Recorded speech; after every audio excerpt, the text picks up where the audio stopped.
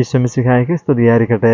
പ്രിയപ്പെട്ടവരെ, ഈശോയുടെ പ്രലോഭന സമയത്ത് പിശാച് വന്ന് ഈശോയോട് ചോദിക്കുന്ന ഒരു ചോദ്യമുണ്ട്. നീ എന്നെ കുമ്പിട്ട് ആരാധിച്ചാൽ ഇവയെല്ലാം ഞാൻ നിനക്ക് തരും. പ്രിയപ്പെട്ടവരെ, നമുക്ക് ഈ വചനത്തിൻ്റെ പൊരുൾ അങ്ങ് ശരിക്കും മനസ്സിലായിട്ടില്ലെന്ന് തോന്നുന്നു. കാരണം പിശാചിനറിയാം ആരാധനയുടെ വില എത്രത്തോളം വലുതാണെന്ന്. ആരാധന നിസ്സാര കാര്യമായിരുന്നെങ്കിൽ ഈ ലോകത്തിലുള്ള സകല രാജ്യങ്ങളും കാണിച്ചിട്ട് പിശാച് ഈശോയോട് പറയുകയില്ല, ഇതെല്ലാം എനിക്ക് നൽകപ്പെട്ടിരിക്കുന്നു, എനിക്കിഷ്ടമുള്ളവർക്ക് ഞാനിത് കൊടുക്കുമെന്നാണ് ലൂക്കാസ് സുവിശേഷം നമ്മൾ വായിക്കുന്നത്. ഈ ലോകത്തിലെ സകല സമ്പത്തും ഈശോയോട് വാഗ്ദാനം ചെയ്ത് ഞാൻ തരാം, പക്ഷെ എന്നെ ആരാധിച്ചാൽ മതി. അതായത് നോക്കണേ, ആരാധന നിസ്സാര കാര്യമായിരുന്നെങ്കിൽ പിശാച് ഈ ആരാധന ചോദിക്കുമോ?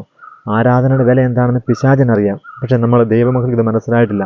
ഈ വചനത്തിലൂടെ പിശാച് നമ്മളെ പറയാതെ പഠിപ്പിക്കുന്ന ഒരു കാര്യമുണ്ട്. ഭൂമിയിലെ ഏറ്റവും വലിയ കാര്യം ആരാധനയാണെന്നുള്ളത്. സത്യദൈവത്തെ ആരാധിക്കുന്നവൻ തൊടാൻ ഇവനാവുകയില്ല. അതുകൊണ്ടാണ് ഈ ആരാധന നിസ്സാര കാര്യമായിരുന്നെങ്കിൽ ഒരിക്കലും പിശാച് ആരാധിക്കണമെന്ന് പറയില്ല. പക്ഷെ പിശാച് നമ്മളെ പഠിപ്പിക്കുന്ന ഒരു കാര്യം എന്താ? അവൻ പറയാതെ പറയുന്നത് ആരാധനയാണ് ഭൂമിയിൽ ഏറ്റവും വലിയ കാര്യമെന്നാണ്.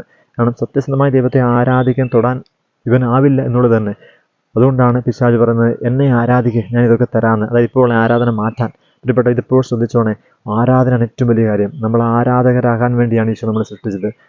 പുറപ്പാടിൻ്റെ പുസ്തകത്തിൽ നമ്മൾ വായിക്കുന്നുണ്ട്, ഈജിപ്തിൻ്റെ അടിമത്തിൽ നിന്ന് മോശയുടെ നേതൃത്വത്തിൽ ഇസ്രായേൽ ജനത്തെ വിടുവിക്കുമ്പോൾ ദൈവം പറയുന്നത്, എന്നെ ആരാധിക്കാൻ വേണ്ടി എൻ്റെ ജനത്തെ വിട്ടയക്കണമെന്നാണ് ഫറവോയോട് പറഞ്ഞത്.